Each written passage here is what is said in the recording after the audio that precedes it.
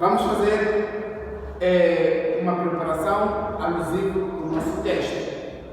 Então, no primeiro dia de aula, nós falamos do surgimento da filosofia. Nós vimos que a filosofia nasce na Grécia. Então, nasce na Grécia num contexto em que a Grécia era dominada pelo mito. Então, o mito tentava explicar a origem de todas as coisas. E nós percebemos que, para o mito, a origem de todas as coisas eram os deuses. Então, os deuses é que criaram tudo. É daí que surgem os filósofos naturalistas. Falamos do Tales de Mileto, falamos de Anaxímenes, falamos de Anaximander. Então, esses filósofos trouxeram uma nova visão. Então, quer dizer, eles saíram da explicação mítica e trouxeram a realidade reflexiva. Então, para esses filósofos, que são chamados de naturalistas, então, cada filósofo foi dando as suas sugestões acerca da origem de todas as coisas. Temos o Tales, que fala que a origem de todas as coisas é a água. Temos o Anaxímenes, que fala do apeiron, ou algo indeterminado. Temos o Anaxímenes, que fala do ar. E também tentamos definir o que é filosofia. Então, a filosofia não é definida como uma ciência, mas sim é definida como um estudo. Por isso temos o filósofo Aristóteles, que diz que a filosofia é o estudo das causas primeiras e últimas de todas as coisas. Então, a filosofia estuda as primeiras causas e também estuda as causas últimas de todas as coisas. Também temos o filósofo Cícero. Para o filósofo Cícero, a filosofia estuda as causas humanas e as causas divinas. Portanto, a filosofia não só se preocupa em estudar o homem, mas também estuda as causas divinas. Também encontramos o grande filósofo da Idade Moderna, o René Descartes, o filósofo francês. Ele vai dizer que a filosofia ajuda, ou a filosofia ensina-nos a raciocinar bem. Não basta pensar, não basta raciocinar, mas sim, para ele, a filosofia ajuda, a filosofia ensina-nos a raciocinar bem. E temos o nosso filósofo moçambicano, Severino Moena. Ele vai dizer que a filosofia ajuda-nos a resolver os problemas da emancipação. Então, a filosofia é como um instrumento de emancipação. Então, para o filósofo Severino Moena, a filosofia ajuda a resolver os problemas da humanidade.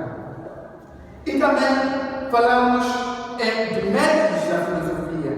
Nós vimos que toda a ciência tem o seu método. Então, a filosofia também tem o seu método de estudo. Então, qual é o método de estudo da filosofia? Nós encontramos dois métodos. Temos o método crítico-analítico e o método lógico-racional. Então, nós temos como método de estudo da filosofia o método crítico-analítico e o método lógico-racional. E também temos o objeto de estudo da filosofia. Qual é o objeto de estudo da nossa disciplina? Então, o objeto de estudo da filosofia é o todo, é a universalidade. Então, a filosofia tem como objeto de estudo o todo, a universalidade. Vamos falar um pouco de forma resumida as atitudes filosóficas. O que faz alguém ser um verdadeiro filósofo? Então, são as atitudes filosóficas. A primeira atitude, temos o espanto, temos a admiração. Nós vimos que a filosofia nasce da admiração, a filosofia nasce do espanto. Por que a filosofia nasce do espanto? Nasce do espanto porque os filósofos queriam saber qual é a origem de todas as coisas. Então, por isso, as atitudes filosóficas a primeira atitude é o espanto. E a segunda atitude que nós encontramos é a dúvida. E temos o grande filósofo René Descartes, que fala da dúvida metódica. Então, a segunda atitude, nós encontramos a dúvida. Em que consiste a dúvida? A dúvida não consiste em negar, mas sim a dúvida é uma verdade provisória. Que nem alguém que pode construir uma casa provisória para poder residir. Enquanto vive naquela casa provisória, ele vai construir uma casa definitiva. Então, a dúvida é uma verdade provisória para poder fazer o quê? Para ir buscar o conhecimento absoluto. Também encontramos o rigor. A rigorosidade que muitas pessoas confundem com ser chato. Então, a rigorosidade consiste em um filósofo, quando vai ao encontro de um determinado conhecimento, ele é rigoroso para poder buscar um conhecimento absoluto, um conhecimento total, não um conhecimento relativo. Por isso também encontramos o rigor. E a última atitude filosófica, nós encontramos a insatisfação. A insatisfação quer dizer um filósofo, antes de alcançar os seus objetivos, antes de alcançar as suas metas, então ele anda insatisfeito. Então, por isso, essas são as atitudes filosóficas. Temos o espanto, temos a dúvida, temos o rigor e temos a insatisfação. Vamos falar um pouco da natureza das questões filosóficas. Então, o que faz que uma questão possa ser considerada filosófica? Então, para que uma questão possa ser considerada filosófica, não basta ter ponto de interrogação. Por que hoje chove? Por que hoje não tem apetite de comer? Então, dizer que essa questão já é filosófica, porque termina com um ponto de interrogação. Então, vamos falar da natureza das questões filosóficas. Então, para que uma questão possa ser considerada filosófica, em primeiro lugar, é que deve ser universal. Então, deve abranger toda a extensão. É a universalidade. E também temos a radicalidade. Uma questão filosófica deve ser radical. Radical é ir à busca do conhecimento. Não buscar o conhecimento na superfície, já no espaço, mas sim ir buscar o conhecimento a fundo, até nas raízes. Por isso, a natureza das questões filosóficas é a radicalidade. E também encontramos autonomia.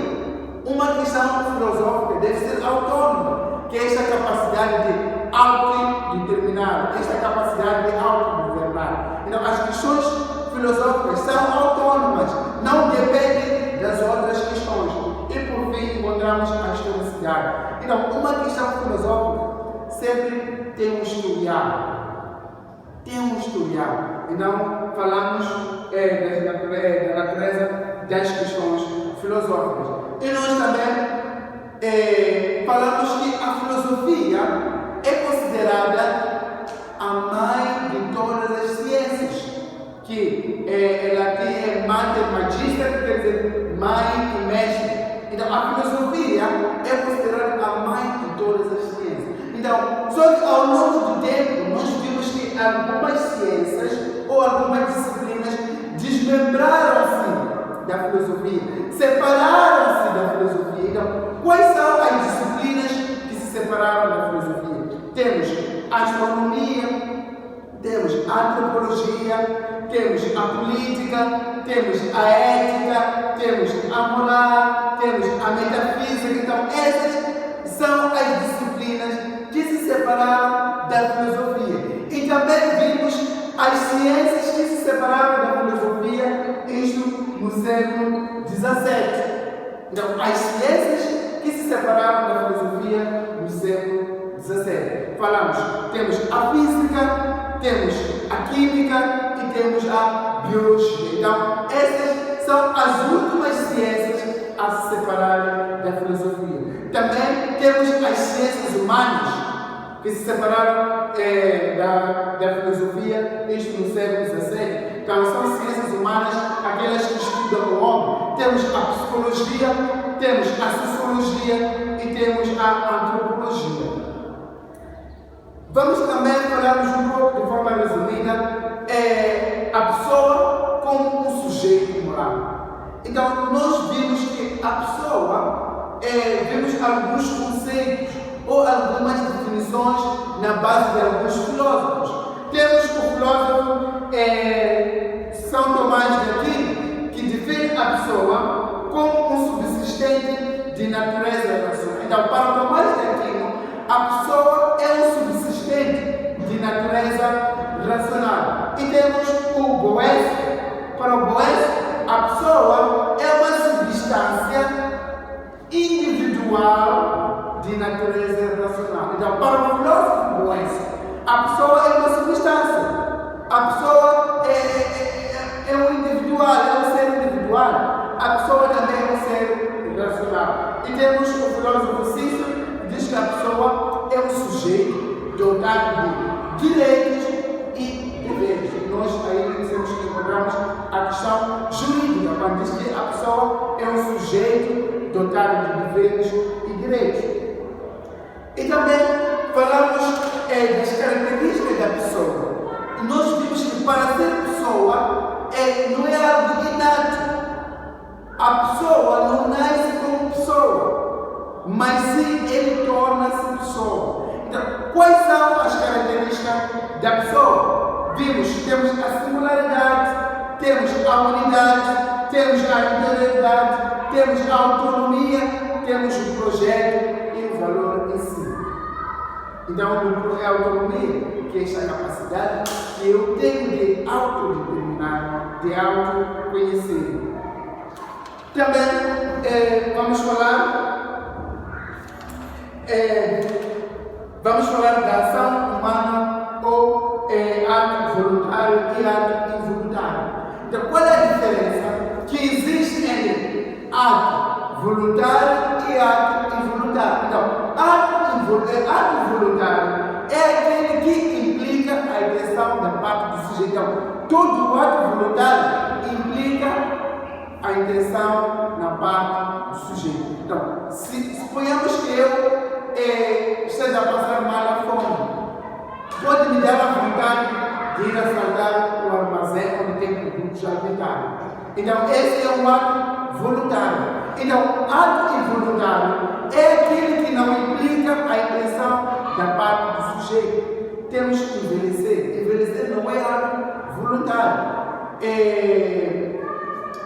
Levantar o braço como ato de defesa é um ato involuntário. Então, escorregar é um ato involuntário. E também o ato voluntário implica necessariamente 4 elementos.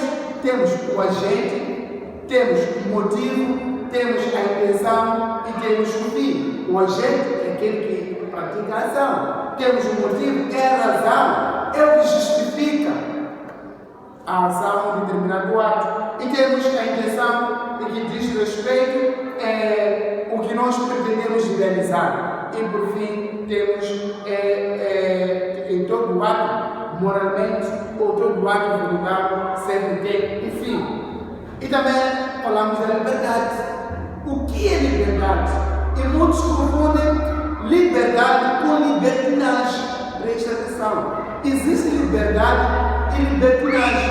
E liberdade não consiste só em fazer aquilo que eu quero, mas essa liberdade deve ter limites. Então, o que é liberdade? Liberdade é a capacidade que o homem tem de tomar as suas próprias decisões. Então, se eu tomo as minhas próprias decisões, quer dizer que eu sou livre. E também, sabemos que, como condição do agir humano, então, a liberdade pressupõe a autonomia do sujeito, a liberdade pressupõe a consciência e a liberdade pressupõe as escolhas fundamentais. Portanto, existem 2 tipos de liberdade. Temos a liberdade interior e a liberdade exterior. existem dois tipos de liberdade. Temos a liberdade interior e a liberdade exterior. Então, a liberdade interior compreende a liberdade psicológica e a liberdade moral. Ao passo que a liberdade exterior compreende a liberdade sociológica, compreende a liberdade física e a liberdade política. Então, a liberdade exterior compreende a liberdade sociológica, a liberdade física e a liberdade política. Então, da liberdade surge um elemento muito importante que se chama de responsabilidade. Responsabilidade. Então, da liberdade surge um elemento muito importante que se chama responsabilidade. Então, o que é responsabilidade? Então, responsabilidade é a faculdade ou é uma virtude que o homem tem de responder pelos seus atos. Então, se eu respondo pelos meus atos, então quer dizer que eu sou responsável. Então, a capacidade que o homem tem de responder pelos seus atos, então chama-se responsabilidade. Então, se eu não respondo pelos meus atos, então já sou irresponsável. E também falamos da justiça. O que é justiça? Então, justiça é uma qualidade. Justiça é uma virtude humana que consiste em dar a cada um o que lhe é devido. Então, a justiça humana consiste em dar a cada um o que lhe é devido. Ao passo que a justiça divina consiste em dar a cada um o que lhe convém. Então, a justiça é a faculdade, é a virtude ou é uma qualidade de dar a cada um o que lhe é devido. E segundo o filósofo Carlos Dias, o filósofo contemporâneo, então, o conceito, a definição de justiça nos remete à tripla dimensão. Temos a ético pessoal, temos ético social e temos o jurídico pessoal. E também falamos da noção de dever. O que é um dever? Dever é uma realidade interior que consiste em realizar um ato sem ser violentado. Dever é uma qualidade, é uma virtude que o homem tem de realizar um ato sem ser violentado. Então, nós não podemos olhar o dever como uma obrigação, como uma violência, não. Mas sim é uma qualidade que consiste em realizar uma ação sem ser violentado. Então, o dever, ou a noção de dever, ou dentro do dever encontramos três tendências. Temos a tendência teísta, temos a tendência positivista e temos a tendência racionalista. E temos a tendência racionalista. Então, este é o resumo da aula que nós vimos durante o trimestre. Obrigado.